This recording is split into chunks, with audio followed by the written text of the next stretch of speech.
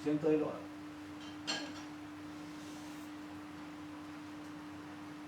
Ya.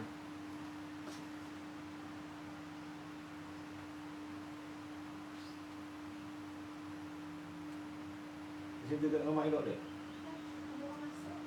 Ha?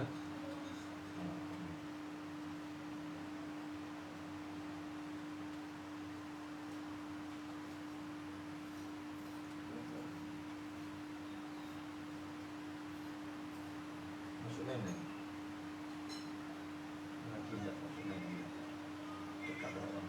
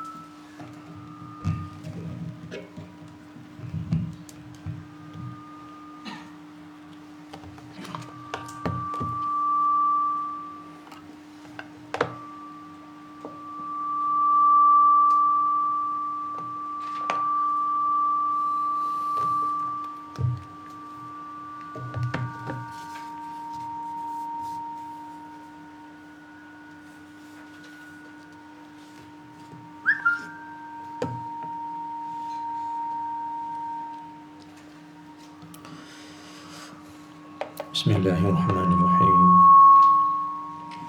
Assalamualaikum warahmatullahi wabarakatuh.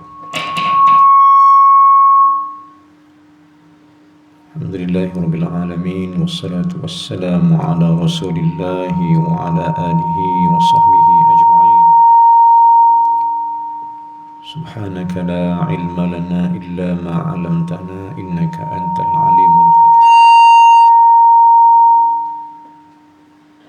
Rabbi shrah li sadri wa yassir li amri wahlul 'uqdatam min lisani yafqahu qawli. Allahumma salli ala sayyidina Muhammad. Allahumma salli ala sayyidina Muhammad. Allahumma salli ala sayyidina Muhammad wa ala alihi wa sahbihi ajma'in, amma ba'd. Alhamdulillah, syukur pada Allah Subhanahu wa ta'ala, kita dihidupkan lagi oleh Allah Subhanahu wa ta'ala pada hari ini.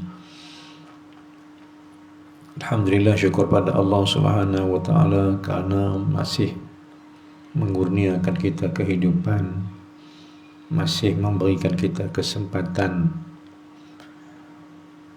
Umur yang dibekalkan oleh Allah ialah satu modal besar yang mana kita faham atas pengalaman hidup masing-masing. Umur yang jadi modal hidup beribadat pada Allah ni ramai sangat yang telah mensia-siakan benda berharga. Ramai yang telah mensia-siakan umur kerana mencari sesuatu yang bukan keperluan diri dia. Manusia rasakan dunia ini keperluan. Memang ia keperluan, tapi keperluan yang sementara. Sedangkan akhirat itu keperluan yang selama-lamanya. Kerana keseronokan dunia, kerana mencari habuan-habuan dunia, banyak manusia yang terus tertipu dan terpedaya. Sebenarnya yang menipu kita ini sebenarnya ialah diri kita sendiri. Wa mal hayatud dunya illa mata'ul ghurur, kata Allah Subhanahu wa ta'ala pada ayat yang ke-100, ayat 185 pada surah Ali Imran. Hujung ayat tu Allah firmankan, wa mal hayatud dunya illa mata'ul ghurur. Sesungguhnya hidup dunia ini ialah kesenangan yang banyak menipu. Apa maksud ayat ini, tuan-tuan dan puan Allah sekalian? Awal ayat ni Allah kata, kullu nafsin dha'iqatul maut. Setiap yang hidup itu akan rasakan mati. Allah abang macam tu. Dan di akhir ayat itu Allah cerita, wa mal hayatud dunya illa mata'ul ghurur. Hidup dunia ini kesenangan dia tipu kamu. Maka apa yang kita nampak di sini sebagai mukaddimah, kita nampak bahawa yang tipu kita ini ialah keinginan untuk kesenangan hidup dunia.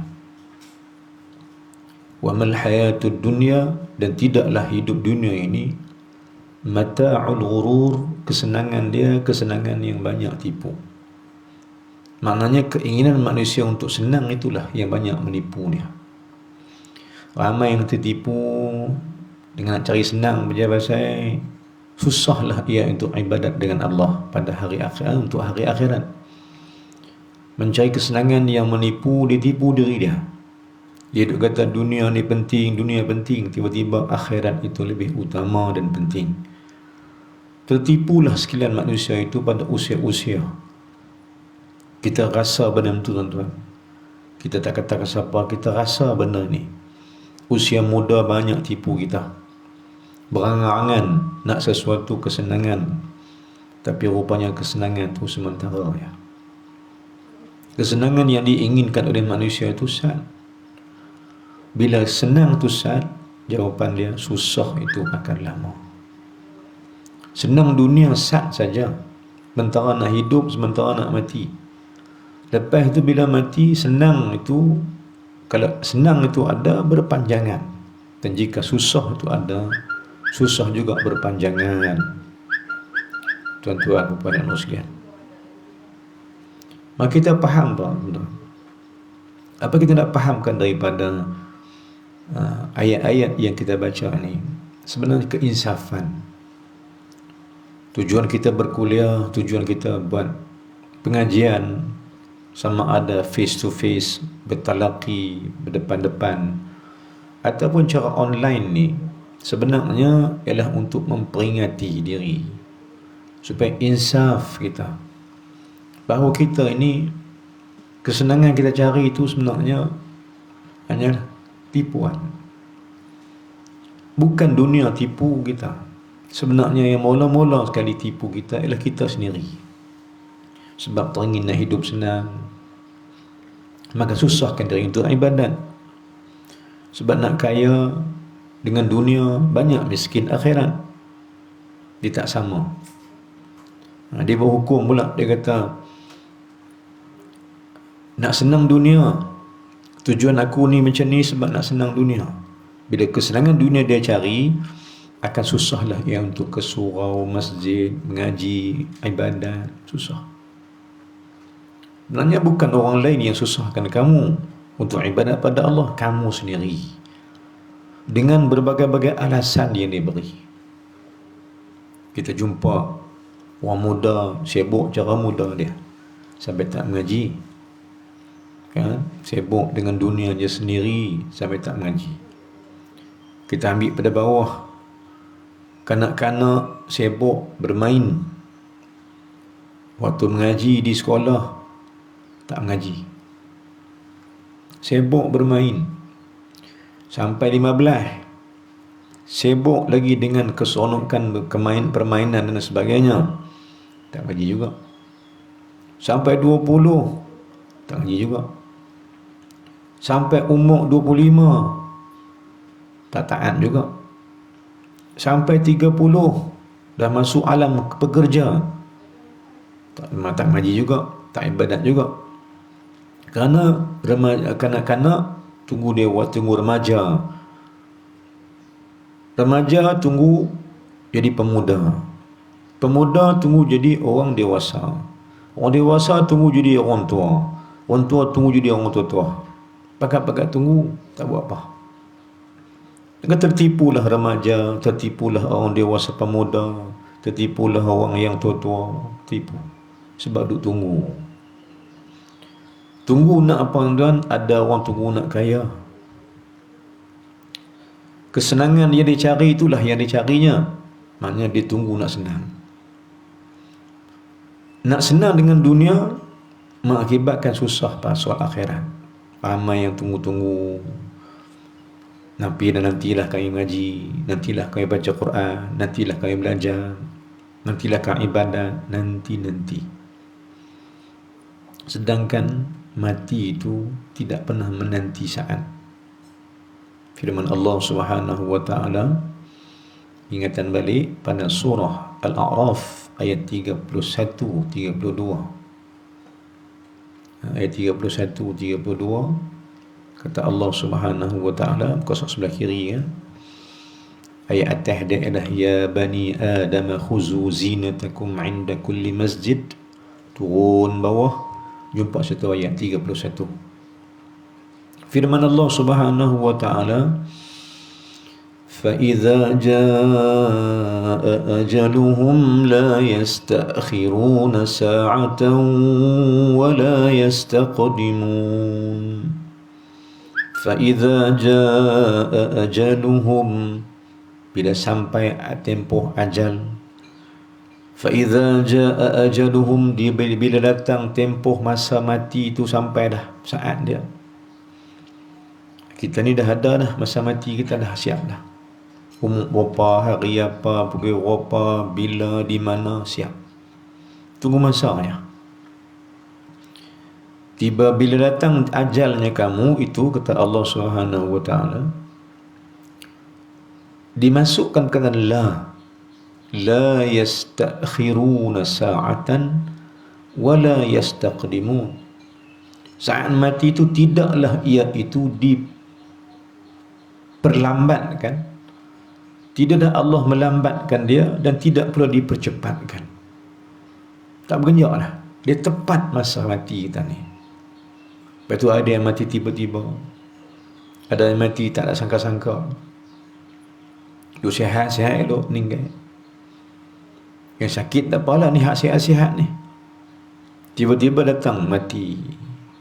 Kita duk kata tak apa lagi, Ni baru ni kawan saya sekolah, sama-sama sekolah dulu sekolah menengah, baru meninggal bulan puasa lepas raya baru ni meninggal lah lagi.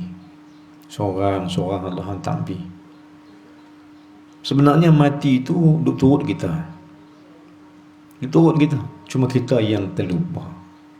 Kita rasa nak hidup lagi, esok hidup lagi. Tiba-tiba datang kematian memberhentikan segala ibadat dan memberhentikan segala perbuatan manusia. La yasta'khiruna sa'atan, tak dilambatkan dan tak dicepatkan. Sesaat pun tidak. Baik, itu kata Allah Subhanahu wa taala. Allah peringat kita.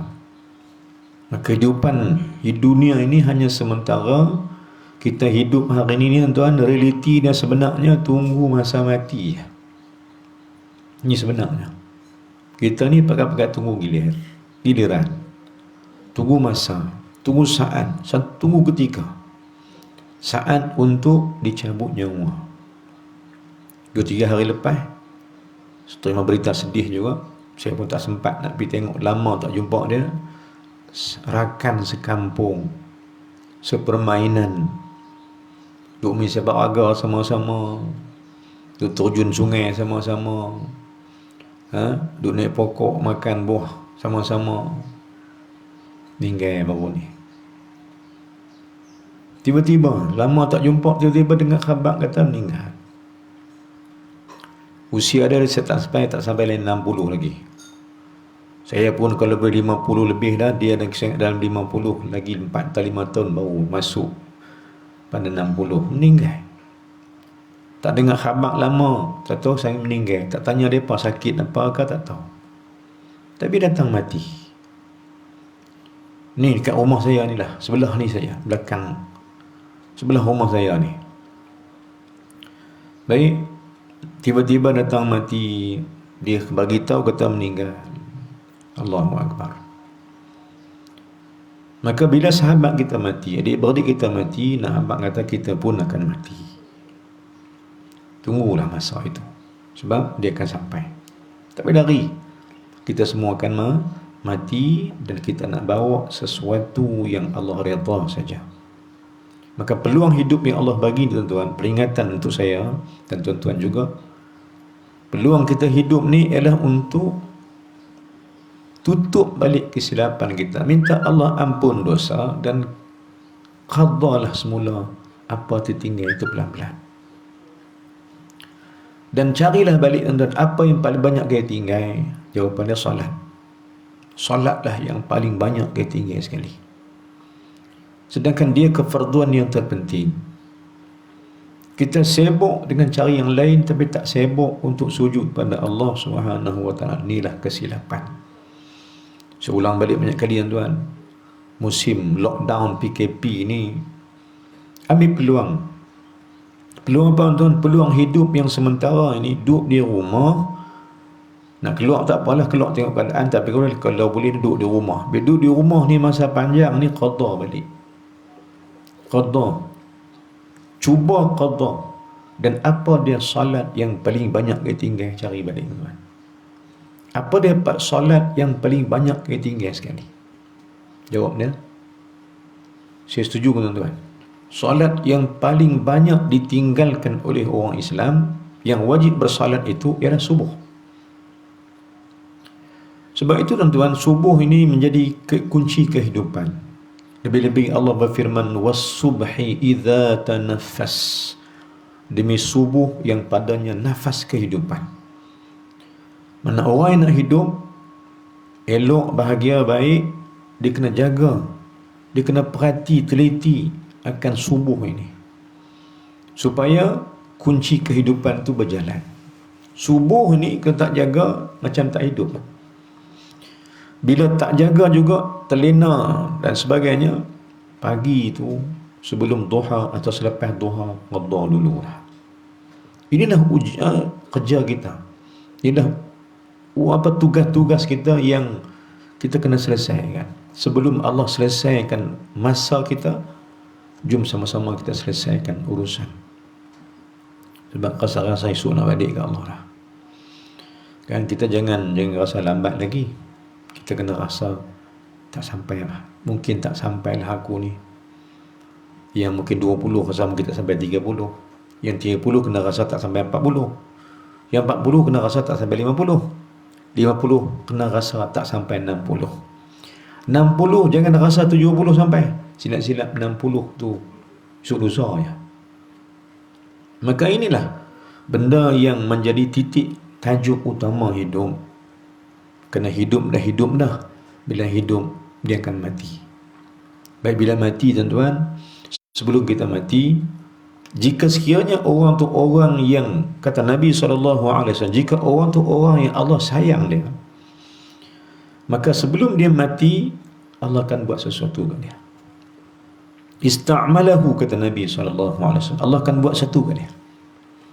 Apa dia? Ditanya sahabat, apa yang akan Allah buat kat dia ya Rasulullah? Nabi kata, Allah akan buka jalan taubat sebelum dia mati. Jika sekiranya Allah sayang orang tu, Allah akan buka jalan taubat. Allah akan buka.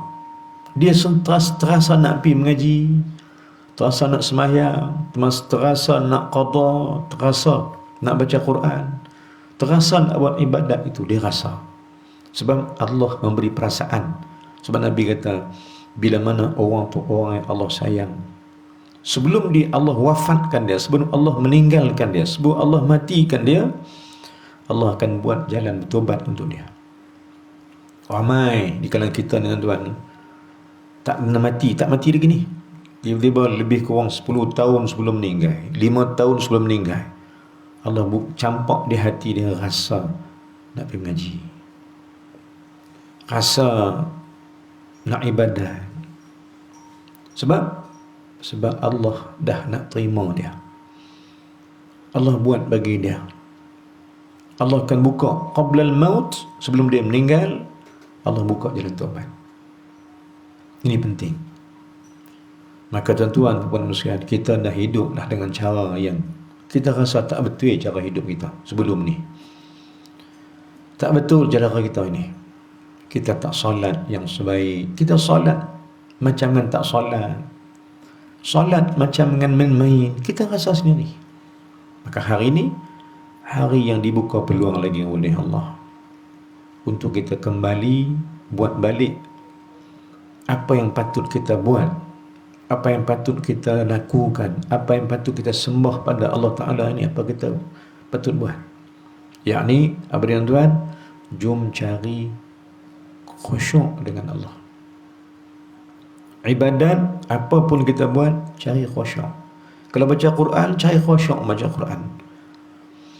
Kalau zikir, cari khusyuk zikir. Kalau salat, cari khusyuk salat. Apa ibadat kita buat, cari khusyuk itu. Dan khusyuk ini tuan, kerja hati. Dia merupakan kerja hati. Dia bukan kerja diri, tapi kerja hati. Maka khusyuk itu akan dapat kepada orang yang mencari jawapan. Dia siapa dia, nanti jumpa siapa. Kata setengah ulama, kalau kamu nak khusyuk sembahyang, kamu kena rasakan salat yang kamu boleh buat ini salat penghabisan. Ni duha pagi ni kita salat. Kita kena rasakan duha ni bukan penghabisnya, mungkin penghabisnya salat. Kemungkinan salat terakhir kita salat duha ni, zuhur saja mungkin tak ada. Kau dapat zuhur pula nanti rasa asap tak ada pula nanti kukut. Ini perasaan yang kena ada supaya datangnya khusyuk itu. Mai khusyuk kita. Inilah benda yang patut dicari. Kita nak shortcut kan jalan kita ini. Sebab ramai duk kata khusyuk lagu mana, khusyuk lagu mana. Maka pembuka jalan khusyuk itu, rasakan engkau akan mati sekali lagi. Maka apa yang kau nada lagi, tak mau pada. Seolah-olah kita bayangkan seorang banduan di penjara, selagi nak gantung, tak mau pada, makan pun tak mau, apa dia nak? Dia cuma nak sembah Allah saja, minta Allah ampun dosa. Seolah macam tu. Maka kita pun sama tuan, kita nak rasakan inilah salat duha kita ni mungkin nak penghabis sekali. Zuhur saya tak ada, kok lah malaikat maut mai. Tanya Allah, nak ambil nyawa ni bila? Allah kata ambil lah. Maka dia pun mai, ambil nyawa atas firman Allah tadi ayat 31 surah Al-A'raf, bila datang ajal tak lewat pun sesaat dan tidak cepat pun sesaat, dia tepat pada masa. Dan kita mohon pada Allah Subhanahu wa taala, masa datang mati kita itu kita nak kita berada pada ketaatan Allah Subhanahu wa taala. Tuan-tuan dan puan sekalian, ini tajuk yang kita bincangkan pagi ini. Tajuk dia saya menggunakan sebahagian daripada kitab Bidayatul Hidayah kita Imam Ghazali rahimahullah Subhanahu wa taala. Kuliah online kita pagi ini kita anjuran bersama dengan Rumah Ngaji Kampung Pulau Duruan Tunggal Melaka pagi ini, bersama dengan mereka di sana, dan kita bacakan kitab sebagai apa? Sebagai mencari jalan ketaatan pada Allah. Ini dah punca kepada ibadat, ini dah punca kepada ketaatan, ibadat, salat dan sebagainya pada Allah Subhanahu wa taala. Kita mencari sebuah ketaatan dalam hukum fiqh tasawuf yang kita bacakan. Baik, sekali lagi saya ulang balik, pagi ni kita ada kerjasama anjuran bersama dengan Rumah Ngaji Kampung Pulau di Negeri Duruan Tunggal Melaka, dan kita di depan skrin tuan-tuan tu yang sebelah kanan dalam FB ataupun dalam kamera ni yang warna biru tu ada BSN tu, itu mereka punya akaun mereka. Ada rumah ngaji yang mereka buat program pengajian di rumah. Ramailah yang mengaji.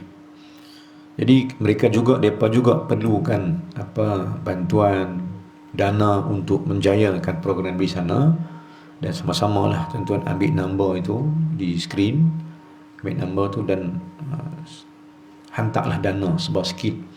So sama-sama kita bantu pembelajaran mereka, bantu pengajian daripada di sana yang saya dah pergi banyak kali dah, dan Syekh Solah pun sampai di sana. Saya juga sampai di sana baru ni merasmikan rumah ngaji ni. Kehadiran dia alhamdulillah tempat mengaji yang saya rasa dapat membuka corak satu benda baru, bukan benda baru, satu membuka ruang waktu untuk orang-orang di sana belajar agama semula.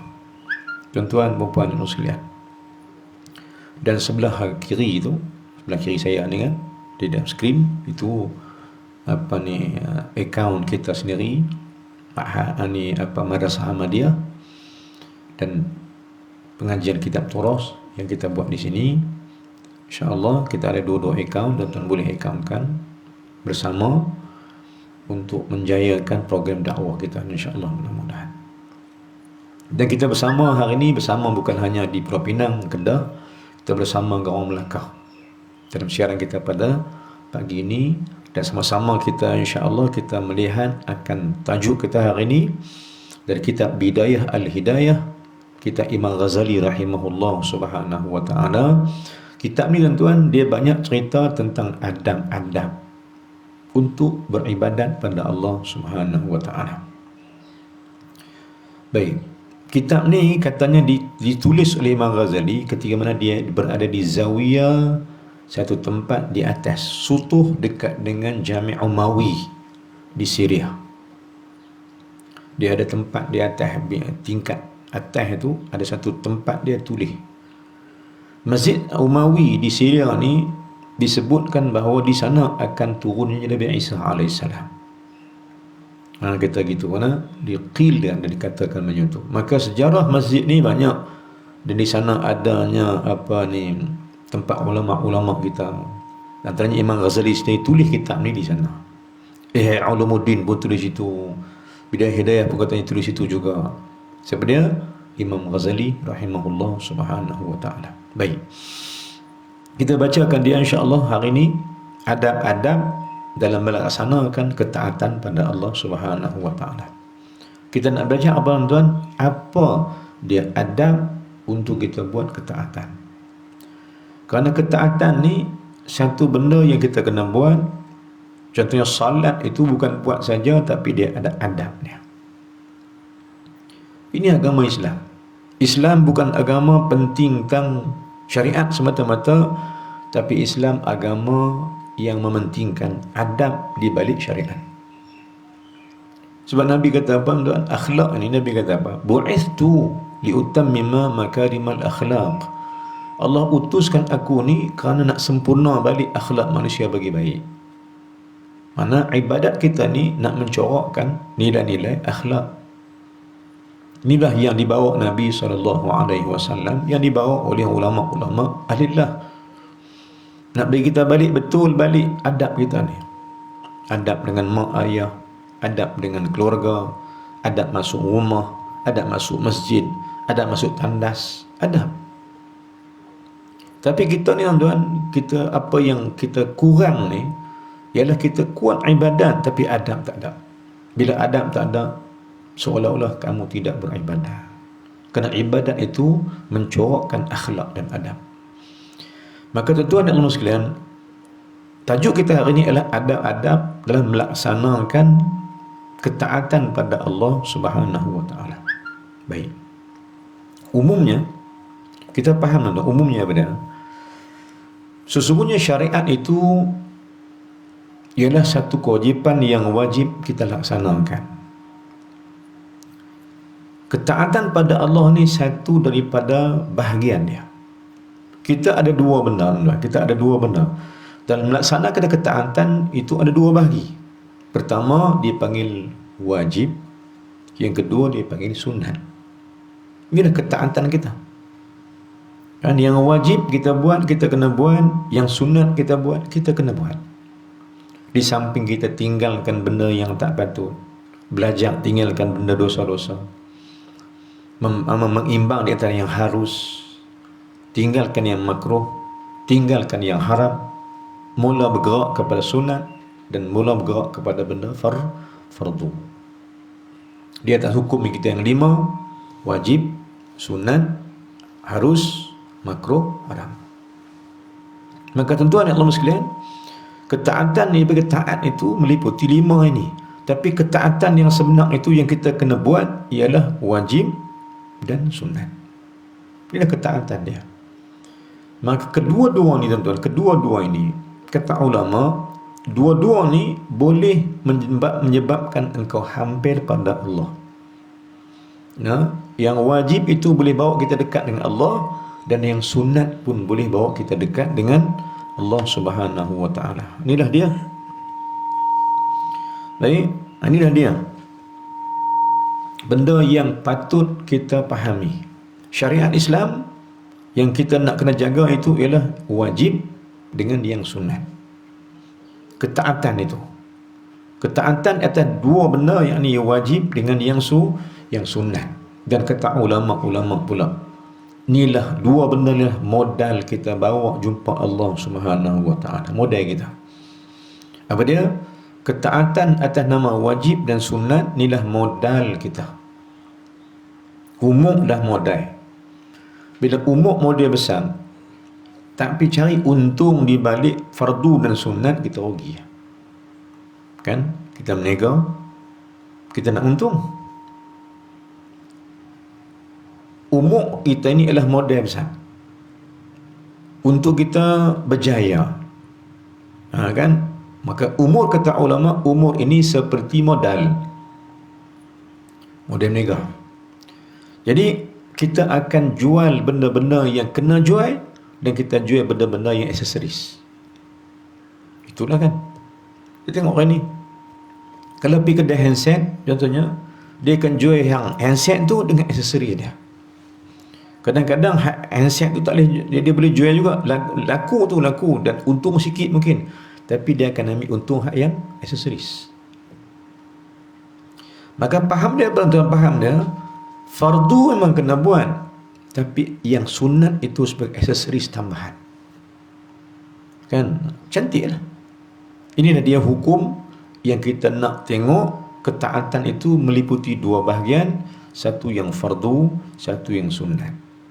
Rata-rata tuan-tuan, amal-amal kita ni, yang kita rasa kita beramal ni, ramai rasa dia beramal cukup dah dia yang fardu.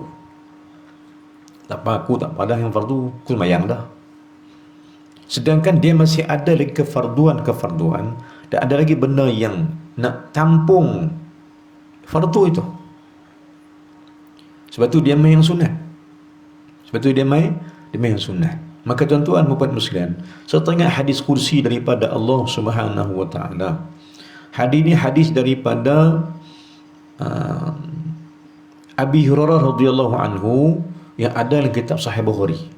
Hadis kursi. Apa mafhum hadis tu? Kata Allah Subhanahu wa taala, tidaklah seseorang tu hampir dengan aku apabila dia melaksanakan kefarduan yang aku suruh. Maknanya bila fardu itu, orang ni akan hampir dengan aku. Maka enter awal dia, jalan awal dia fardu. Allah kata gitu. Siapa nak dekat dengan aku, jaga hak fardu. Kemudian Allah kata lagi, dan tetapi menghampiri aku itu ialah ada jalan keduanya. Mungkin fardu itu tak hampir lagi. Maka Nabi Allah kata, kena buat yang sunat. Ma taqarraba ilayya 'abdin bin nawafili hatta uhibbahu, kata Allah Subhanahu wa taala. Dia buat yang fardu dah, tapi tak hampir. Dia buat yang fardu dah, tapi masih tak dekat dengan Allah. Maka Allah kata, bila fardu hang tak dekat dengan aku, kata Allah Ta'ala, hang kena buat yang sunat. Ma taqarraba ilayya 'abdin, tidaklah hampir hambaku dengan aku, bin nawafili, hingga dia buat benda nafilah. Apa benda nafilah? Sunat. Maka kata Allah, bila dia buat benda sunat, hatta uhibbahu, bila dia buat benda sunat, hingga aku sayang dia. Maka apa maksud hadis ni tuan-tuan? Hadis kursi ini, hadis kursi bermaksud nak bagi Allah sayang, kita banyakkan benda sunat. Fardu tetap kena remain, kena maintain, kena begitu tetap ada. Dan yang kita tambah ini, nak bagi Allah sayang kita lagi ni, ialah dengan benda sunat atas hadis kursi tadi. Ma taqarraba ilayya 'abdin bin nawafili hatta uhibbahu. Tidaklah hamba aku ni rajin buat benda sunat sehingga aku sayang dia. Bila aku sayang dia, kuntu sam'ahu. Bila aku sayang dia, aku bersama dengan pendengarannya. Mana hak dia dengar tu yang Allah redha. Wa rijlahu, aku bersama kakinya yang berjalan. Wa yadahu, aku bersama tangannya yang memegang. Maknanya bila Allah sayang kamu, Allah redha kamu. Ni soalan dia. Maka hadis kursi ni cerita apa anda? Cerita bahawa fardu ni tak cukup lagi. Kadang-kadang fardu ni tak sampai mendapat cinta Allah. Kadang-kadang fardu ni tak menyebab kita Allah sayang lagi, melainkan kita tambah yang sunat. Sebab tu mai hadis daripada Nabi SAW, hadis yang saya suka-suka. Hadis ni saya suka nak beramal dan saya suka nak bawa pada tuan-tuan. Apa hadis dia? Kata Nabi SAW, afdalu, satu benda yang terbaik yang kau buat selepas kau kerjakan benda fardu ialah idkhalus sururi al muslim. Sebaik-baik amalan kamu, al-amal afdal amal ila Allah, afdal amal ila Allah ba'da al-fariidati. Sebaik-baik amalan kamu selepas kau tunaikan kefarduan itu ialah idkhalus sururi al muslim. Kau bawa sahabat engkau itu, bagi dia seronok dengan kamu, bagi dia gembira, bagi dia ceria, buat bagi dia seronok. Itulah amal terbaik kamu, yang mana kau boleh buat dia Allah sayang kamu. Buat bagi sahabat kamu seronok. Kamu beli buah, kan, beli buah apa-apa, balik singgah rumah dia beli sebiji, bagi sebiji, bila dia rasa dia seronok. Dia kata, aku teringat anak aku ni, dia tanya buah ni banyak hari dah, aku tak nampi, tiba-tiba hang beli yang seronok. Dia ambil bagi ke anak dia buah, mak dia dah makan, dia pun seronok. Maka itulah amalan yang menyebabkan Allah sayang kita lagi. Apa dia amalan dia? Masukkan, berikan sahabat kita yang seronok dengan kita. Bukan buat bagi dia susah, bukan buat bagi dia duka cita, bukan buat bagi dia sedih, bukan. Buat bagi dia seronok. Maka engkaulah akan mendapat cinta Allah Subhanahu wa taala. Saya ulang balik hadis yang Nabi sebut apa dia? Afdalul a'mali ila Allah ba'da al-fariidati idkhalus sururi al muslim. sebaik-baik amal kamu selepas kau kerjakan ketaatan dan kefarduan. Selepas selesai mana fardu, Allah tengok kedua. Apa dia? Jika kau dapat memberikan sahabat kau ceria, bahagia, seronok dengan kau, maka Allah sayang kamu kerana kamu buat benda sunat yang tertinggi. Sunat ni, idkhalus surur al-muslim, makna benda sunat kita buat bagi orang senang hati dengan kita. Ada orang dia sunat, dia sembahyang sunat seorang dia tak kisah dengan orang, tidak. Tapi yang terbaik ini ialah sunat itu kita bersama dengan orang lain. Seperti itu saya faham ke tuan balik. Saya tanya tuan balik, di antara zakat dengan sedekah, mana yang Allah lebih sayang kalau kita buat? Tuan, soalan saya balik, di antara sedekah dengan zakat, mana yang lebih mendatangkan cinta Allah kalau kita buat? Zakat fardu, zakat wajib, sedangkan sedekah sunat. Tapi agak-agak kalau kita buat yang mana bagi Allah sayang, jawabnya sedekah. Pasal apa sedekah ni boleh Allah sayang kita lagi? Sebab tuan, kita punya reason kita punya alasan kita ialah zakat itu mengeluarkan yang bukan hak kita. Kita kena keluar hak yang dalam harta kita, bukan kita, hak orang punya, wajib keluar. Zakat ni keluar hak orang dalam hak kita, wajib. Tapi sedekah pula mengeluarkan hak kita dalam hak kita, yang mana Allah suka. Itu reason dia. Jangan duk kata saya bayar zakat dah, buat apa lagi? Zakat itu hak wajib orang lain yang kamu kena keluar. Hak bukan hak kamu. Kamu tak boleh makan zakat ni, kena bagi ke orang lain, asnaf-asnaf yang 8 tu bagi ni apa. Maka zakat wajib keluar. Maka kita keluar pula zakat ni, bukan hak kita zakat tu. Bahagian yang bukan hak kita, kita keluar bagi kau. Maka jangan berbangga kita bagi kat orang. Dia kata aku bagi zakat dah, aku bagi zakat dah. Zakat tu hak orang yang kamu kena bagi. Duk bangga pula hak ke orang punya. Aku bagi dah. Ni, sebenarnya Allah tengok bila nak bagi hak. Bila kamu nak bagi hak kamu. Ini yang kita nak tengok tuan. Baik, ini yang kita nak tengok, ini yang kita nak kaji. Bahawa apa? Bahawa sesungguhnya kita nak apa tuan? Kita nak buat benda yang Allah lebih suka kalau kita buat dia. Baik. Tuan-tuan dan sekalian, cuba tengok firman Allah Subhanahu wa taala. Gosok 27. Gosok 27 pada juzuk yang kedua surah Al-Baqarah. Baik, surah Al-Baqarah. Ayat yang ke-177 baris yang kedua, sebelah kanan. Gosok 27 belah kanan, ayat atas sekali, baris kedua atau baris ketiga. Kita jumpa satu ayat, baris ketiga jumpa satu ayat. Allah kata, wa atal mala ala hubbihi dhawil qurba. Stop dulu ayatnya. Wa atal mala ala hubbih, dan berikanlah harta yang kamu suka tu ke orang. Bagi harta yang kamu suka. Wa atal mal, keluarkanlah harta kamu itu, hubbihi, yang kamu sayang dia, daripada harta kamu tu berikan kepada dawil qurba, baik kat adik-beradik kamu. Ini yang Allah suka. Ayat atas dia, laisal birra, bukanlah kebajikan lagi bagi kamu duduk sembahyang saja. An tuwallu wujuhakum qibal masyriqi wal maghrib walakinnal birra man amana billahi wal yawmil akhir wal malaikati wan nabiyyin wa atal mala ala hubbihi dhawil qurba. Bukan sembahyang tu eloklah, tak lagi. Dia kena mengaji iman. Betul Allah tengok pula, hang bagilah hutang kat orang.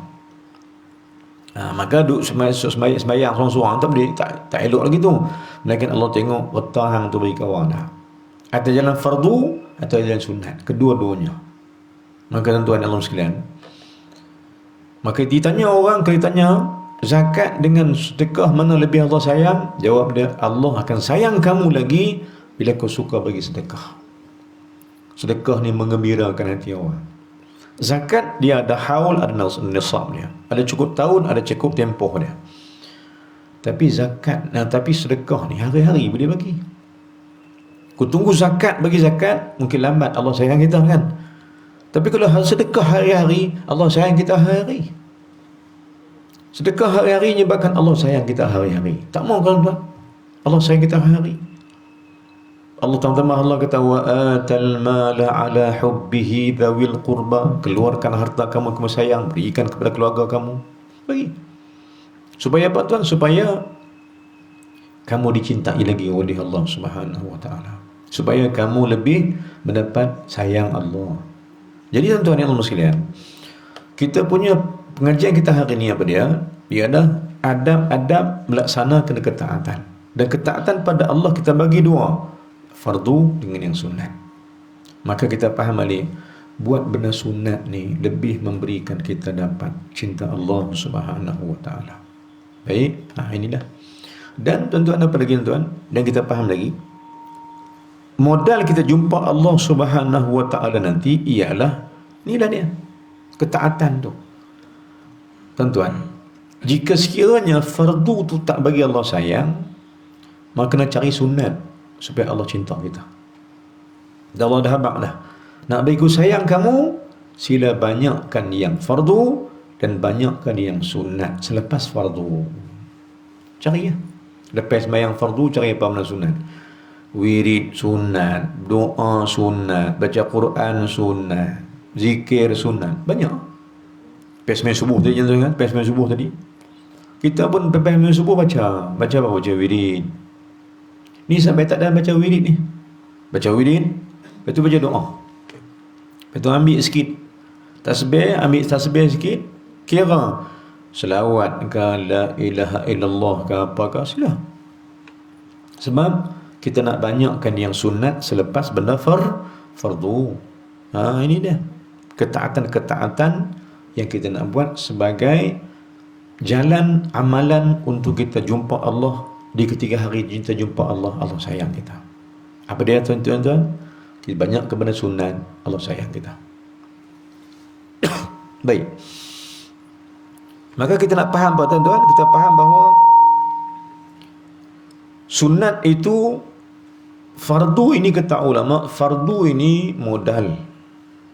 Fardu ni macam modal. Sedangkan sunat itu untung. Ulama pecah gitu, Imam Ghazali pecah gitu. Fardu itu seperti modal berniaga.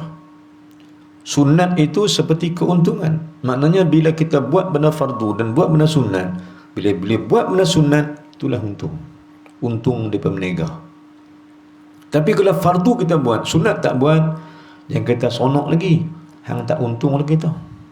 Macam nega ni balik modal, hari-hari balik modal tuan. Nega kat 10 tahun dah, dia balik modal. Mau? Tak mau. Mana ada orang menega lagu tu? Untung 5 dit pun tak mau. Dia untung 5 sen pun tak mau juga. Untung apa ni? Untung lah sekupang sehari. Apa untung 10 sen sehari? Untung lagi banyak lagi. Mana orang cari untung. Tapi kita dengan dunia cari untung, yang akhirat tak cari untung. Ketahui tuan-tuan, perbanyakkan benda sunat itulah keuntungan kita depan Allah Ta'ala nanti. Lepas tu hari ni kita nak buat apa? Zaman PKP nak buat apa? Duduk di rumah, perbanyakkan benda sunat di samping jaga yang fardu. Apa sunat? Zikir tu sunat, baca Quran tu sunat, kan? Ini benda sunat. Perbanyakkan. Ngaji fardu, siapa kata sunat? Ngaji fardu, ngaji kita sunat kat perut dah. Mengaji ni fardu.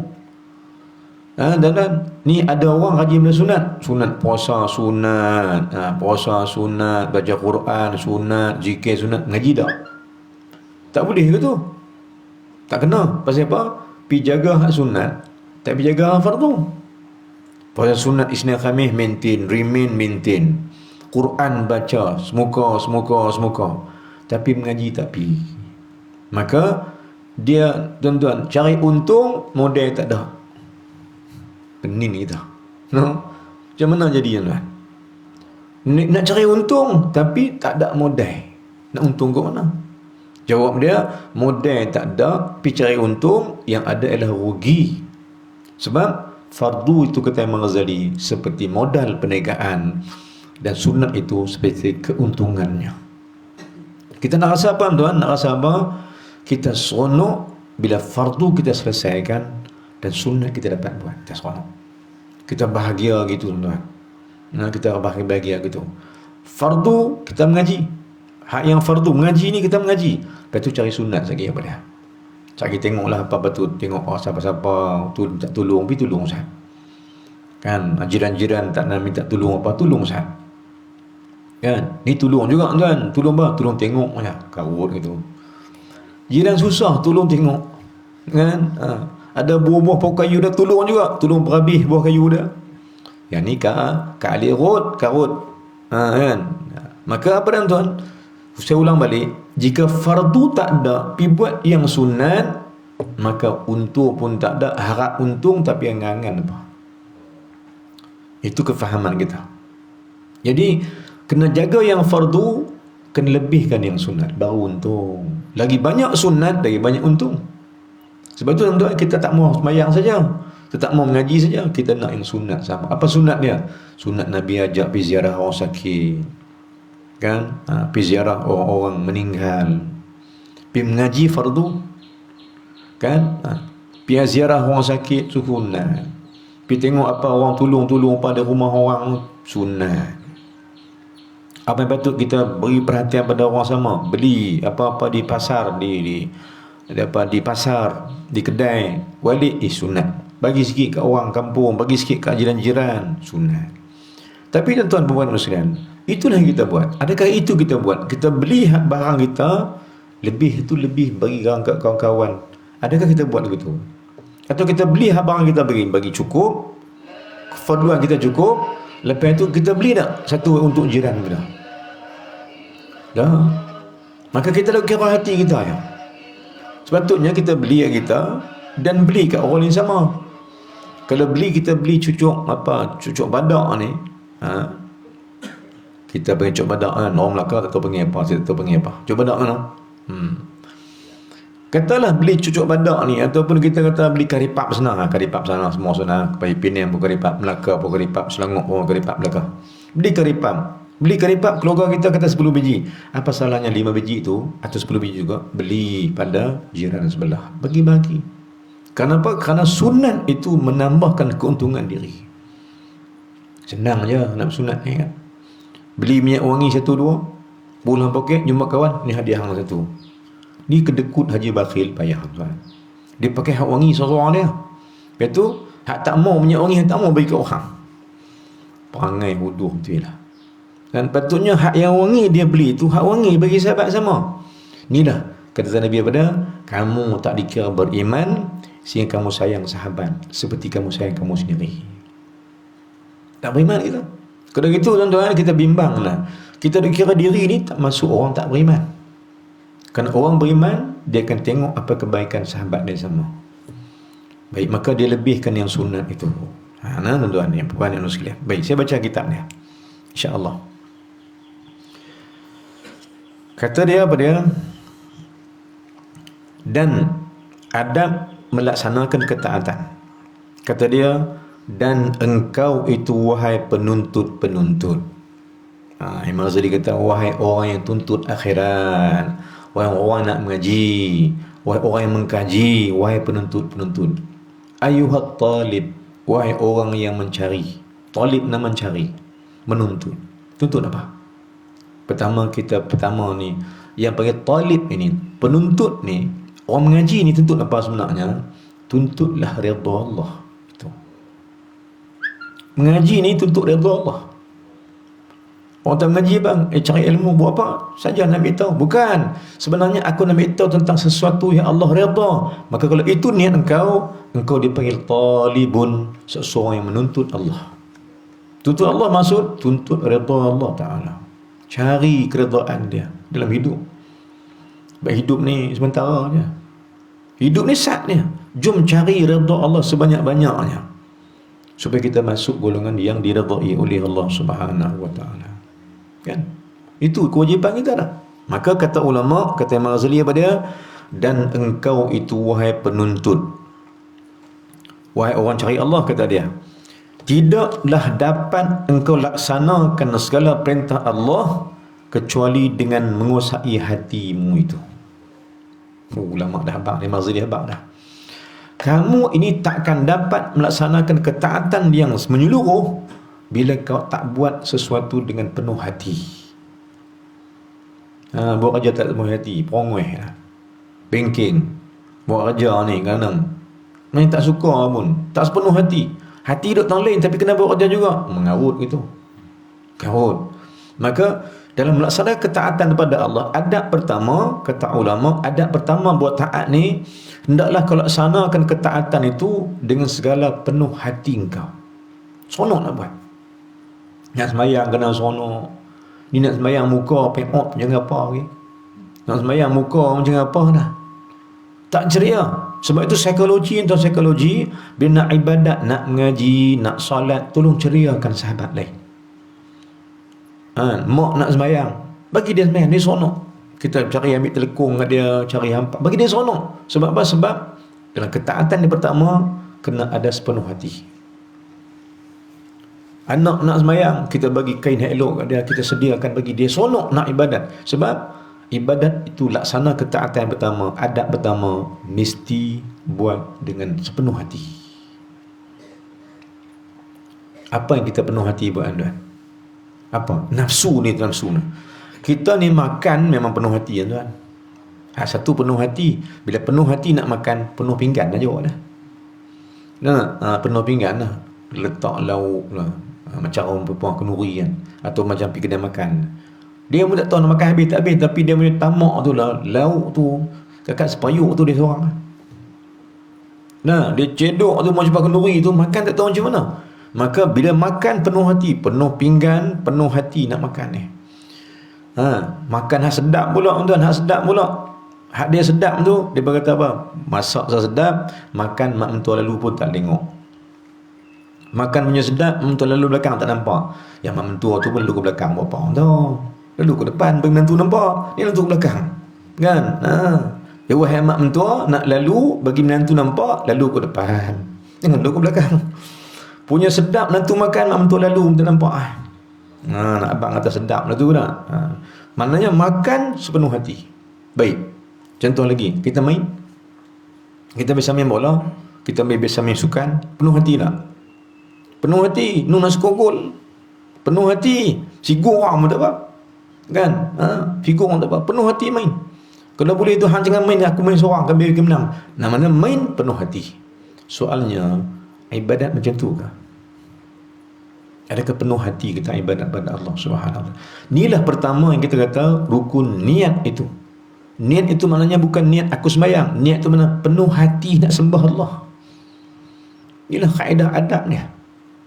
Dan adab pertama yang saya nak sebut pada tuan-tuan pada pagi ni, adab pertama kita ialah nak kena rasa penuh hati nak ibadat. Kita buat preparation awal, kita buat apa? Istiadat awal, pakai yang cantik, baru rasa seronok nak bayar ibadat kan. Ini pakai kain pelikat, bawah pusat nampak pusat. Baju tak pakai, tiba-tiba kata aku sembahyang. Kan? Perempuan pula, orang muslimah pun, kata nama muslimah ni, pakai telekung pun lah, tak elok lah. Cuba bayar pakai elok, supaya ceria, motivasi diri. Sebab aku nak taat Allah. Sebab itu Allah kata, saya ulang balik, ayat 30 surah Al-A'raf tadi. Sebelum ayat cerita pasal mati, ayat atas sekali kan, surah Al-A'raf ayat 30, ayat atas sebelah kiri itu Allah kata apa? Allah kata, ya bani Adam, khuzu zinatakum inda kulli masjid.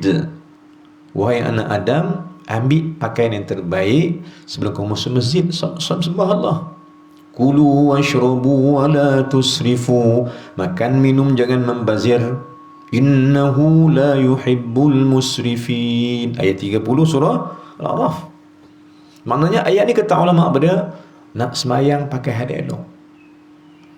Dan kata ulama tafsir, pasal apa Allah kata cerita yang ni kena pakai cantik untuk ibadat? Dan mengapa selepas pakai cantik itu Allah kata wa kulu washrabu wa la tusrifu, makan minum jangan membazir. Maknanya kata ulama tafsir, hampa ni makan minum apa habis ribu-ribu tak apa. Rati-rati pun tak apa. Tapi nak beli pakai hak elok apa tak boleh. Itu sembah Allah. Sebab tu dia kembarkan ayat ni, ayat pasal ambil pakaian terbaik dengan ayat makan minum ni, sebab kata ulama tafsir, Allah nak habaq kita, kamu ni bab makan minum boleh pun habis sehari ratus-ratus tak apa. Ya. Bab yang kamu ni, hak kamu ni kamu habis duit pun tak apa. Pakai hak dressing hak bagus-bagus kan, makan hak elok-elok. Tapi bila main dressing dengan sembahyang dengan Allah Ta'ala, pakai baju t-shirt hak lusuh-lusuh, pakai plekat pun hak jarang-jarang dah pakai. Ni adab kamu dengan Allah tak ada. Dekat Allah bagi rezeki kamu boleh pakai elok, kereta elok-elok, main sembahyang pakailah macam orang miskin. Kena nak zuhud apa tu? Kan tu bukan zuhud tu. Tuan-tuan, maka jaga adab. Sebab tu kata Allah Ta'ala ayat tadi, ayat 30 surah Al-A'raf, hampa boleh habiskan duit hampa itu, rezeki hampa untuk makan minum, tapi hampa tak sanggup nak habiskan untuk pakai yang terbaik itu sembah Allah. Hampa silap dengan Allah gitu. Hampa buat satu benda yang tak wajar pada Allah, maksudnya adab hampa dengan Allah Ta'ala. Inilah adab melaksanakan ketaatan pada Allah. Jadi betul balik, wahai penuntut ilmu, tidak dapatlah engkau melaksanakan segala perintah Allah itu, mana nak buat ketaatan pada Allah tak sampai tujuan, tak sampai had dia, kecuali dengan menguasai hati dan seluruh anggotamu itu. Anggota kita ni dia turut hati, diri kita ni turut hati. Sebab itu pagi-pagi kata Nabi SAW, pagi-pagi bangkit pagi tidur, ketahuilah Nabi kita bila bangun tidur, seluruh anggota berkata pada lidah, dan lidah berkata pada hati. Bila anggota kata lidah, wahai lidah, kami semua turut hang. Kalau hang baik, kami semua baik. Anggota tangan, kaki, telinga, mata, semua kata kat lidah, wahai lidah, baiki kamu jadi baik. Kami semua jadi baik. Kalau hang baik, kami baik. Dia betul, lidah kata, mana mungkin aku baik jika hati itu tak baik. Lidah kata bila semua anggota kaki, mulut, kaki, mata, kepala, telinga kata kat lidah, hang baik, kami baik. Tiba-tiba lidah pula kata, aku boleh baik jika hati itu baik. Mana bacaan kita yang baik bila hati kita yang baik. Hati tenang dengan Allah, kita baca lambat-lambat. Semayang baca elok-elok, sebab hati nak duduk dengan Allah lama. Rasa nak sembah Allah tu panjang masa sikit. Tuan-tuan, kenapa? Kerana adab kita duduk dengan makhluk ni, ya Allah. Orang ada boleh tengok TV, daripada pagi pukul 7 sampai ke 12 tak pergi ke mana. Ada tak orang tu dah? Ada tak? Ada. Pagi tak ada kerja apa, kartun pun tengok juga. Kartun. Saya suka kartun juga. Tom and Jerry saya tengok. Saya tertikui dengan kucing tu. Kan? Suka tengok juga. Ni dah dia Tom and Jerry ke, Roadrunner show ke apa ke, kata lama-lama dulu kan, main hak baru ni ke apa ke, dia suka tengok sampai tengah hari. Tengah hari pula gamak Hindu pun tengok juga. Gamak Cina pun tak faham tengok juga. Janji tengok TV. Allahuakbar. Duduk dengan TV punya lama dengan Allah. Ni dah tanda penyakit hati, tanda kita ni tak kenal Tuhan dan tak kenal diri.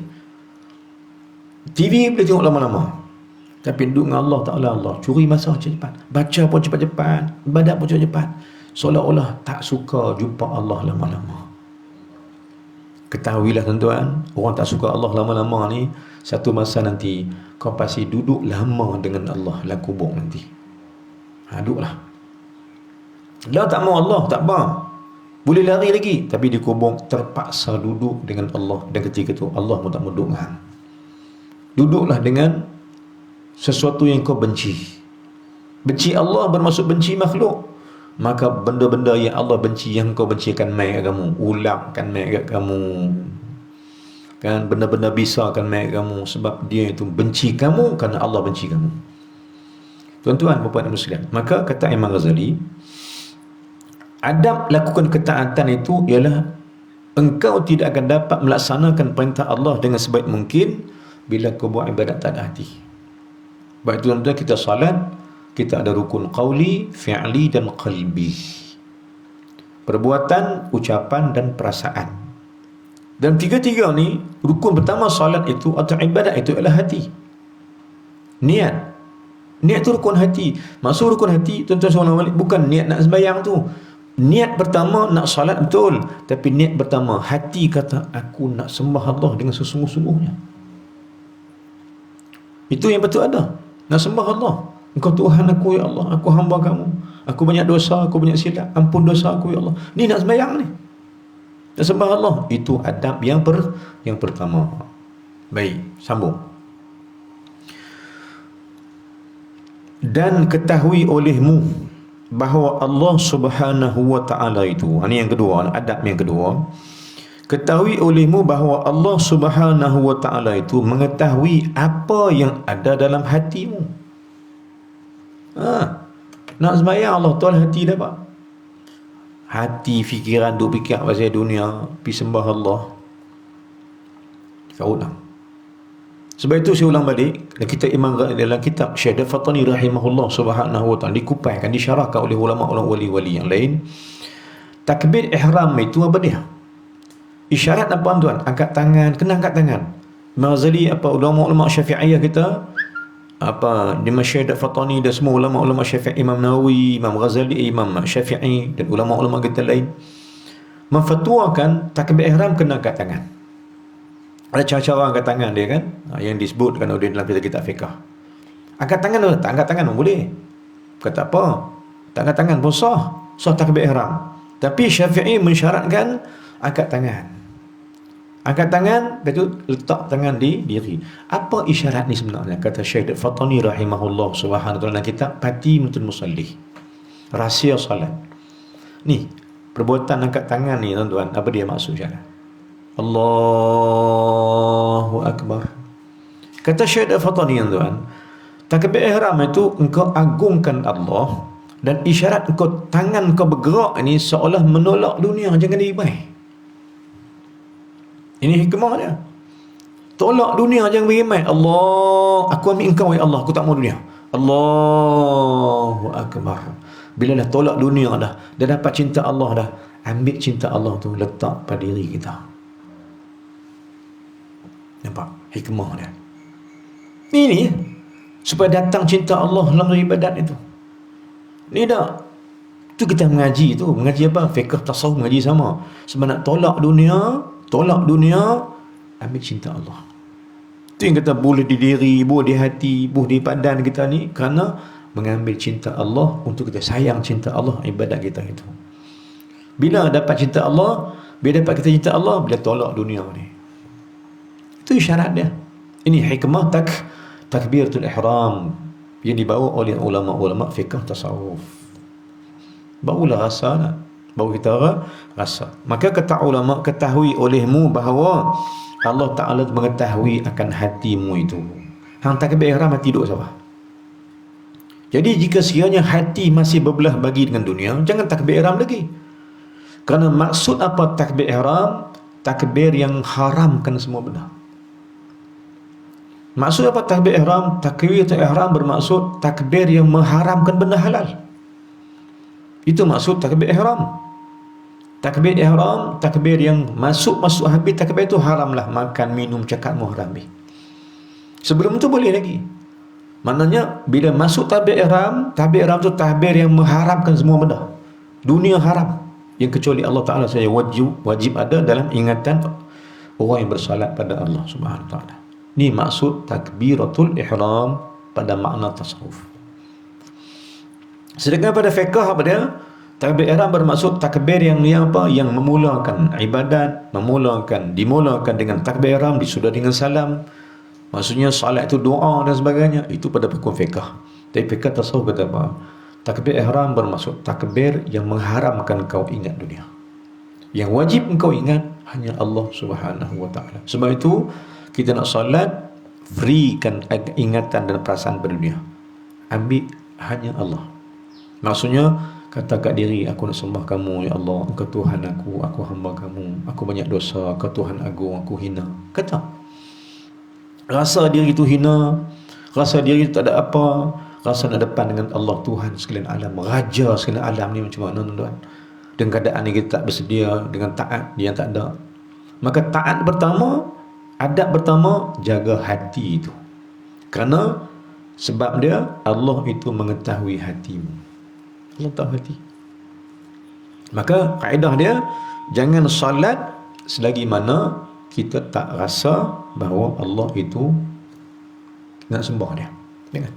Jangan rasa, jangan salat selagi mana tak rasa nak sembah Allah Subhanahu wa taala itu. Baik.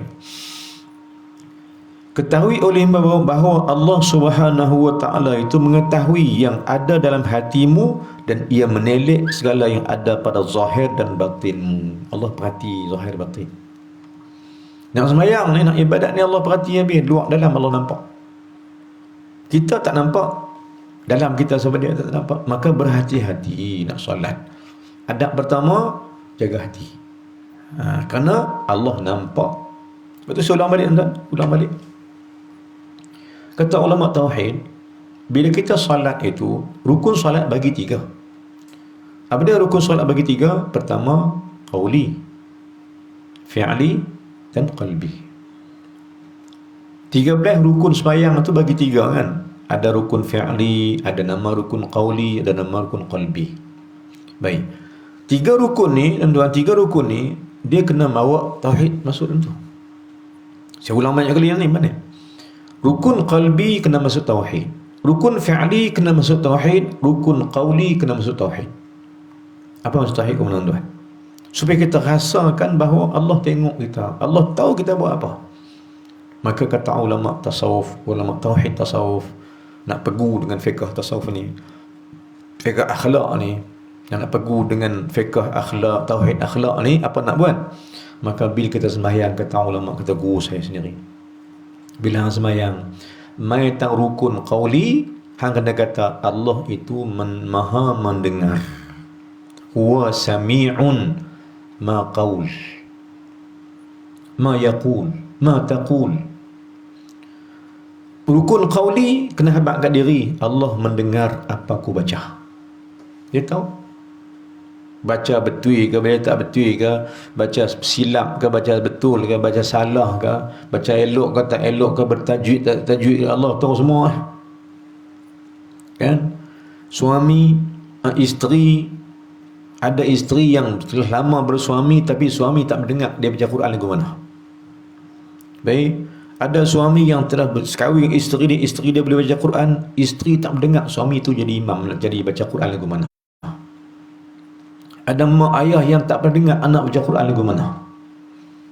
Tapi tuan-tuan, mak ayah mungkin tak dengar, suami mungkin tak dengar baca Quran isteri mungkin tak dengar baca Quran suami, mungkin jiran mungkin tak dengar jiran baca guna. Tapi bila sembahyang ni, Allah dengar semua.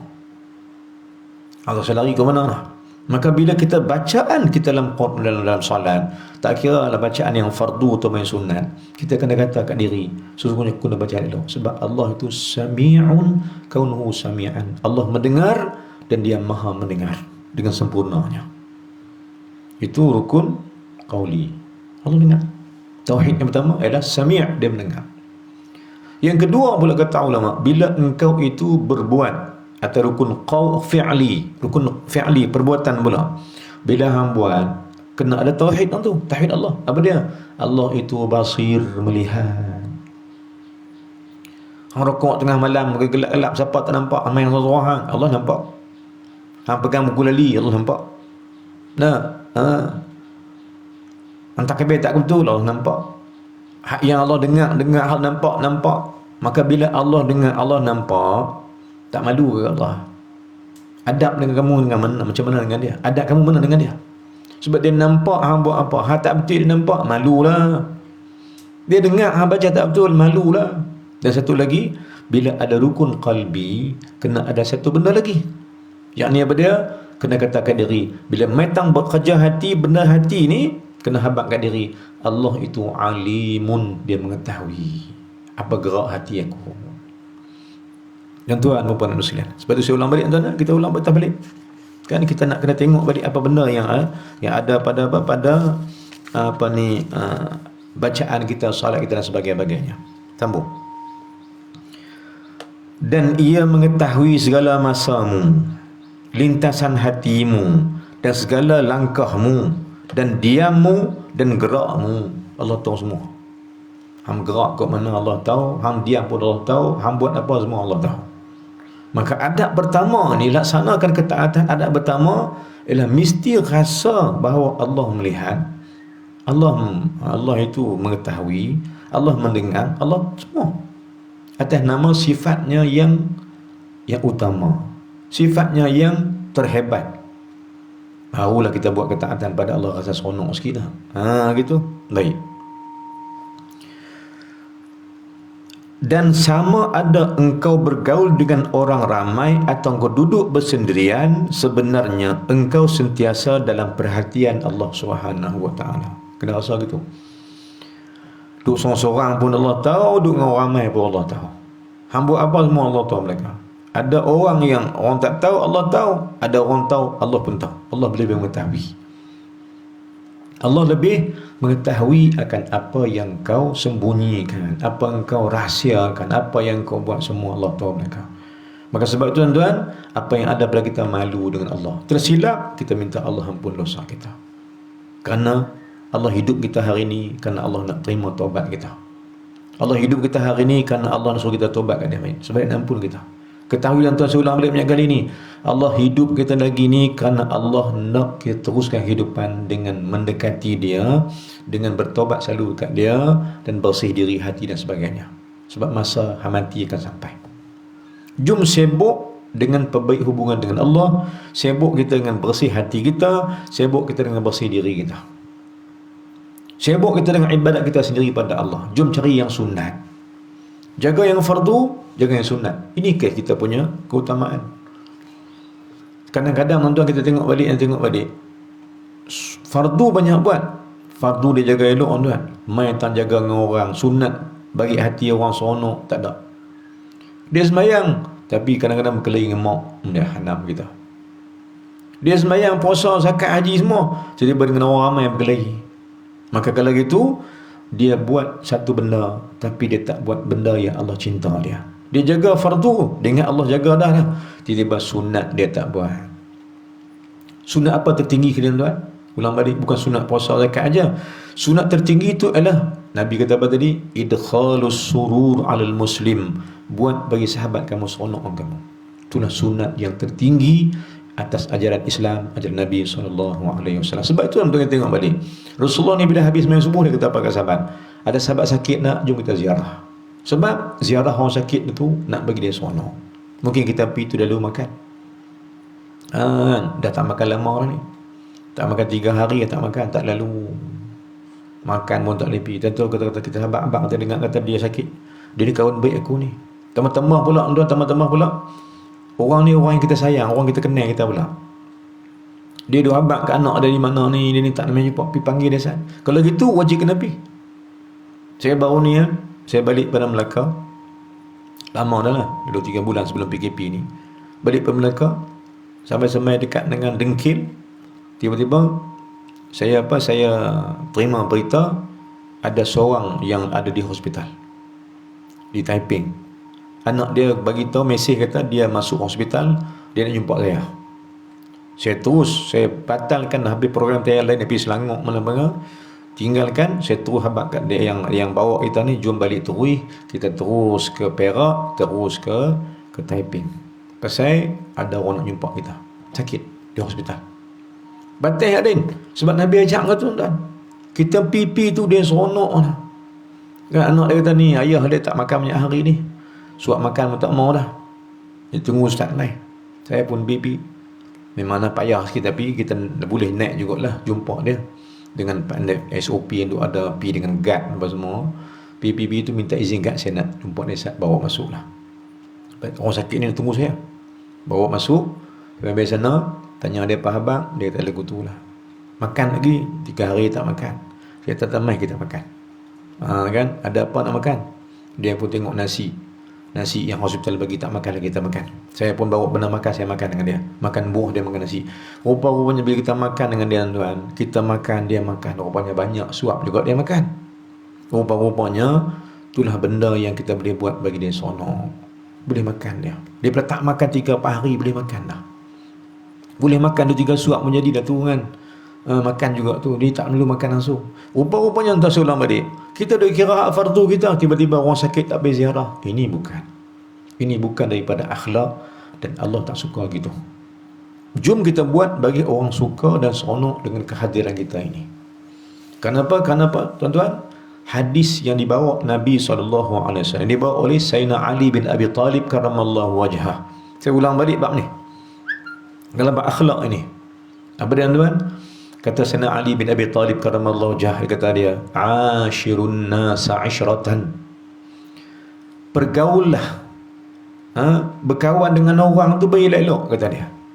Bergaulah kamu dengan orang lain dengan seelok-elok sebaik pergaulan, dengan akhlak mulia, sehingga ni tanda engkau baik, tanda engkau hebat, telah meniru akhlak Nabi SAW dan sahabat-sahabat. Apa dia?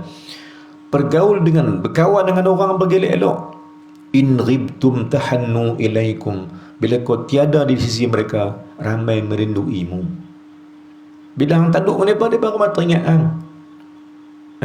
Sebab hang kawan dia baik, akhlak hang jaga, seronok kawan, seronok.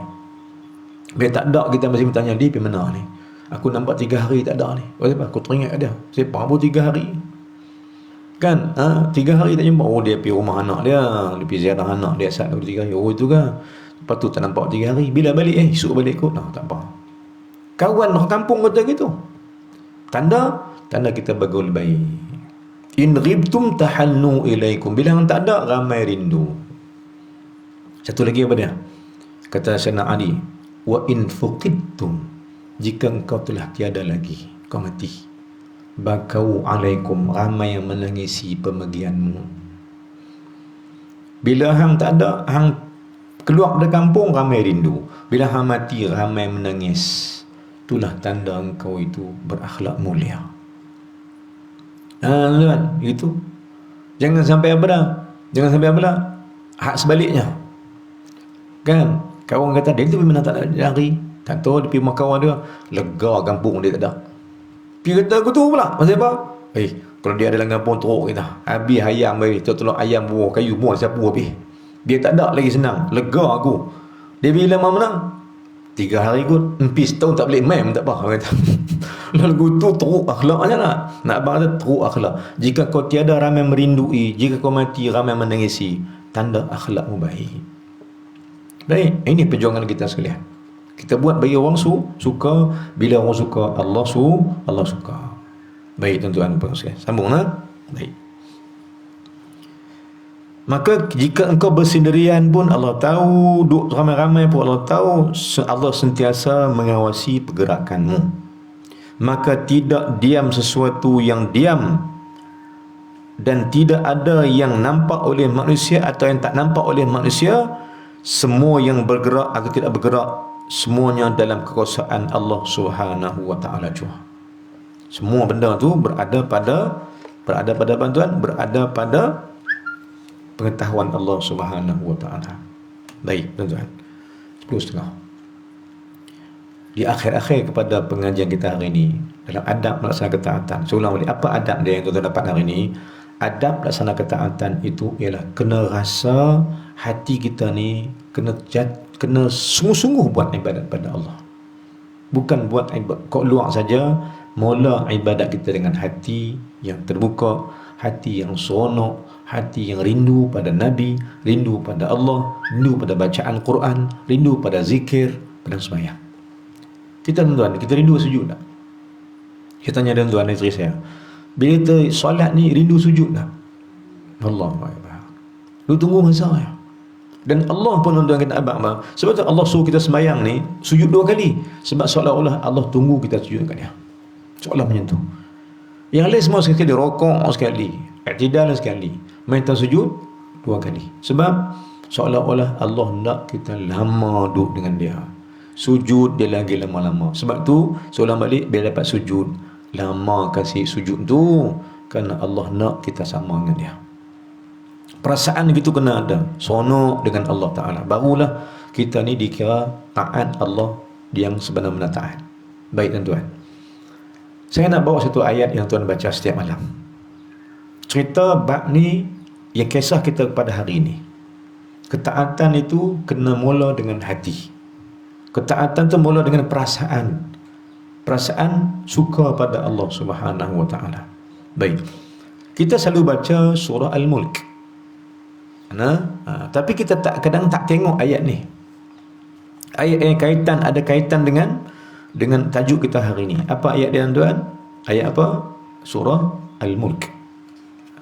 Apa surah Al-Mulk? Muka surat apa tuan? Muka surat Al-Mulk.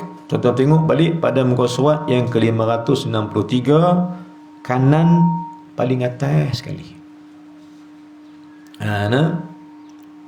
Muka surat 563, ayat paling atas sekali, ayat yang ke-13 pada juzuk yang ke-29. Belah kanan lah. Jumpa ayat atas sekali tu. Apa ayat dia? Firman Allah Subhanahu wa taala, wa asirru qawlakum aw ijharu bih innahu alimun bidhatis sudur. Ayat tu ayat 13 surah Al-Mulk. Kita malam baca kan. Baik, ayat ni cerita apa tuan? Cerita dia, wa asirru qawlakum aw ijharu bih. Sama ada apa yang hang cakap tu derah-derah ke, pelan-pelan ke, apa ucapanmu sekalipun, innahu, sesungguhnya dia, Allah itu, alimun bidhatis sudur, maha mengetahui barang yang tersembunyi di hatimu, barang tersembunyi di dadamu itu, barang yang tersembunyi pada hati engkau. Allah tahu. Hang kata apa semua Allah tahu. Jadi tuan-tuan, kita nak faham apa ayat ni kata ulama, ayat nak boleh memgerunkan kau bila ibadat pada Allah. Ayat yang boleh bawa engkau takut Allah nak ibadat ni. Jangan simple buat ibadat ikut buta gitu je. Kena rasa ni, kalau aku buat silap Allah marah apa. Aku bimbang, tambah-tambah hati aku ni. Taat luar boleh, taat hati ni payah. Sebab itu saya ulang tuan, carilah hatimu tu dalam kata ulama, kata Syekh, kata Imam Ibn Qayyim Al-Jauziyah. Kan? Kata Ibn Qayyim Al-Jauzi, dia kata apa? Dalam tarbiyah dia. Pada kita sekalian. Kata Imam Imam Al-Qayyim Al-Jauzi, dia kata apa? Cari hatimu dalam 3 tempat. Kemarin sahabat lah yang ni. Cari hatimu pada 3 keadaan. Pertama, cari hatimu dalam baca Quran. Maknanya nak bagi ada perasaan baca Quran. Nak bagi ada orang yang baca Quran ni akan rasa hati dia makin hidup. Itu kena baca Quran. Sebab Ibn Qayyim Al-Jauzi kata, cari hatimu tu dalam 3 masa dan keadaan. Orangnya maksudnya nak bagi hati ni elok, nak bagi hati ni rasa ada perasaan. Pertama, cari hati itu, perbaik hati itu dengan baca Quran. Yang kedua, perbaik hatimu, cari hatimu itu dengan zikir. Dan ketiga, cari hatimu itu dengan bermuhasabah bersendirian.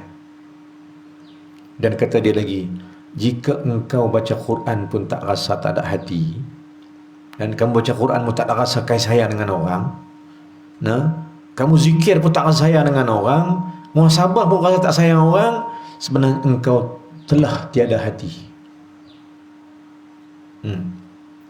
Maknanya apa dia? Kalau jenis orang tak ada perasaan ke orang ni, tak ada kesan belah ke orang, dia kena cari dalam baca Quran. Dia kena cari perasaan tu dalam zikir, cari perasaan tu dalam bersendirian. Dia duduk muhasabah seorang-seorang ni, aku ni duk kerja hentam orang, duk kerja kata ke orang, duk kerja mengumpat orang, duk kerja buruk orang, duk aku kena tobat dah, kata dia. Tobat. Sebab apa? Muhasabah tu nak cari diri balik. Di mana silap diri. Maka orang cari silap diri ni adalah orang ada hati diri. Orang ada hati. Dari kata Imam Ibn Qayyim Al-Jauzi, dia kata apa, ulang balik, jika engkau nak cari hatimu itu, cari pada 3 keadaan. Ulang balik, pertama, cari ketika hatimu tu, cari hatimu tu pada Al-Quran. Maksudnya baca Quran tu memulihkan balik hati. Dengan syarat fahamlah. Baca surah Al-Mulk contohnya, bagi faham juga. Kan kita faham tu ayat dah. Ayat 13 tu nak apa? 13 ni habang malu ke Allah, Allah tengok habis. Allah ketahui barang yang ada di hati. Innahu alimun bidzatis sudur. Allah itu maha mengetahui ia barang tersembunyi di hatimu. Allah tahu. Kan? Kalau gitu apa kita nak kata pada Allah? Bimbang, takut. Baik, tuan-tuan pengusiran. Ulang balik, cari hati dalam Al-Quran, cari hatimu dalam berzikir, cari hatimu dengan bermuhasabah persendirian. Inilah 3 cara saja kata Imam Al-Qayyim Al-Jauziyah. Tarbiyah daripada umat. Nah, maksudnya pada ulang balik, kalau nak cari hati bagi baik, hati bagi bersih, Quran penyembuh, zikir penyembuh, dan penyembuh yang utama juga ialah muhasabah diri. Aku banyak silap dengan orang ni, suruh saya nak mati macam mana ni, kalau orang tak maaf aku macam mana lah aku. Insaf. Baik tuan-tuan. Jadi surah Al-Mulk itu cerita tentang Allah Subhanahu wa taala. Baik. Kemudian kata dia lagi, yang terakhir, bagian terakhir, maka jagalah adab-adabmu di hadapan Tuhanmu, baik zahir atau batin, seperti beradabnya seorang hamba yang hina, yang banyak membuat kesalahan di hadapan seorang raja yang gagah lagi perkasa. Kata gitu. Maka adab kita dengan Allah ialah seperti mana kita berhadapan dengan raja yang hebat, menculah kita dengan Allah Subhanahu wa taala. Tamsil dia, misal macam tu. Kita duduk dengan Allah seperti mana kita duduk dengan orang yang hebat. Bimbang gurun kita. Baik, gurun kita gitu. Baik. Kemudian apa lagi? Dan bersungguh-sungguhlah engkau menjalani adab sehingga Tuhanmu tidak melihat engkau, ditambah yang ia larang, dan jangan sampai engkau tidak ada tempat yang dikehendaki kehadiranmu itu. Maknanya dia kata apa? Beradablah kamu sungguh-sungguh sehingga kehadiranmu nyembah dia diterima. Maknanya apa dia? Kata ulama, kata Maghazali, nak ibadat jaga hati itu. Kerana apa? Kerana bimbang kau kehadiranmu tidak disukai Allah. Adab dah. Hati itu penting. Hati rasa hina depan Allah itu penting. Hati rasa tak ada apa ni, barulah kita sembah Allah dengan perasaan kita hina, Allah tu mulia. Kalau gitu baru betul. Sebab bimbang kita apa? Kata Maghazali, bimbang kita ialah apabila kita main Allah tak terima. Na'udzubillah min dzalik. Sebab itu, saya ulang balik, kemarin kita bincang tuan-tuan, selalulah beramal dengan ayat 127 surah Al-Baqarah 20 itu. Ayat belah kiri paling atas sekali kan, hujung atas sekali belah kiri, hujung ayat 127 surah Al-Baqarah. Cerita Nabi Ibrahim berdoa pada Allah Subhanahu wa taala. Apa doa dia? Rabbana taqabbal minna. Ya Allah, ya Tuhan kami, terimalah kami ini. Terima. Kalau kita bimbang hadirnya kita untuk salat, Allah tak terima. Jadi kenapa Allah tak terima? Sebab hatimu tak elok, hatimu tak kau pelihara, hatimu tidak kau jaga. Sebab hati kotor. Alhamdulillah min dzalik. Baik, sambung.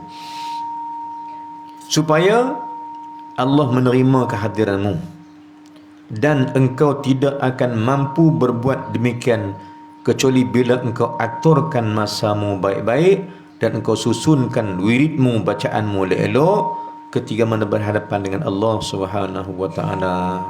Inilah dia adab. Bila kita rasa nak duduk dengan Allah, nak cakap elok, maka wirid pun baca elok, Fatihah baca baik-baik, tahiyat baca elok. Kan? Baca elok. Kerana Allah itu menerima yang baik. Kita bimbang kita mai kat dia baca tak elok, dia tak terima. Baik, adab kita, adab yang pertama sekali, adab melaksanakan ketaatan pada Allah kena dikira dengan adab hati. Pertama-tama Allah Maha mengetahui hati kita sekalian. Baik tuan-tuan puan sekalian, wallahu alam, terus saja ya pagi ni di pusat lebih dah setengah jam dah. Mudah-mudahan kita dapat kebaikan daripada Allah. Kita baca benda ni sebab apa? Sebab nak mula langkah menghampiri Allah Subhanahu wa taala, mula langkah untuk kita berjalan pulang balik pada Allah supaya Allah terima kita. Saya ulang balik Allah terima kita bila kita main dengan hati dan perasaan. Allah terima kita bila kita buat ibadat ni dengan ada hati dan ada rasa dan ada keseronokan, kelezatan bersama Allah Subhanahu wa taala. Mudah-mudahan Allah hidupkan hati kita dan Allah bersihkan hati kita Mudah-mudahan Allah beri peluang untuk kita bertobat banyak pada Allah, dan usia kita makin hampir ke masa kematian. Mudah-mudahan dengan hati yang baik Allah terima segala amal-amal kita dunia akhirat. Wallahu a'lam. Aqulu qouli hadza wa astaghfirullahal azim li wa lakum sa'il muslimina wal muslimat wal mu'minina wal mu'minat fastaghfiru fa yafzul mustaghfirin wa taibin. Bismillahirrahmanirrahim. Alhamdulillah wassalatu wassalamu ala Rasulillah wa ala alihi wa sahbihi ajma'in. Allahumma ighfir lana dhunubana wa lawlayna warhamhuma kama rabbayana shaghira. Jami'al muslimina wal muslimat bi rahmatika ya arhamar rahimin. Allahumma zidna ilman nafi'an wa amalan salihan maqbula. Allahumma ja'alna minal ladzina yastami'una qawli fattabi'una ahsana.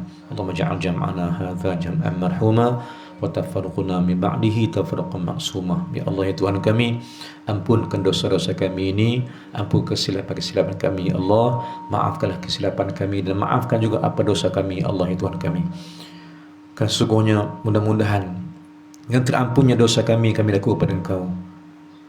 Angkatlah kami menjadi hamba Engkau yang Kau redha, dan hilangkanlah benda-benda malapetaka dan bencana yang berada di alam ini ya Allah. Hilangkanlah Covid ini ya Allah. Kami nak hidup seperti mana biasa semula ya Allah Tuhan kami. Kami nak ibadat di masjid balik ya Allah. Kami nak mengaji ramai-ramai balik ya Allah Tuhan kami. Bukakanlah jalan-jalan ketaatan pada kami ya Allah. Mudah-mudahan ketaatan kami ini membuat Kau redha kami, dan hilanglah Covid pada alam ini ya Allah ya Tuhan kami. Ampun dosa kami, ampun dosa mak ayah kami, ampun dosa anak-anak kami ya Allah, ampun dosa adik-beradik kami, jiran-jiran kami, kaum kerabat kami, masyarakat kami, dan seluruh orang-orang yang berada di atas alam ni ya Allah, khususnya orang Islam. Ya Allah Tuhan kami, berilah kami petunjuk-Mu, kesentiaan kami melakukan ketaatan pada-Mu ya Allah Tuhan kami. Dan ya Allah, terimalah kami dan terimalah amal ibadah kami walau tak seberapa mana pun ya Allah ya Tuhan kami. Rabbana zalamna anfusana wa illam taghfir lana wa tarhamna lakamul khasirin. Rabbana hab lana min azwajina wa dhurriyyatina qurrata a'yun waj'alna lil muttaqina imama. Rabbana atina fid dunya hasanah wa fil akhirati hasanah wa qina adzaban nar. Sallallahu ala sayyidina Muhammadin wa ala alihi wa sahbihi wasallam. Walhamdulillahil alamin. Assalamualaikum warahmatullahi wabarakatuh.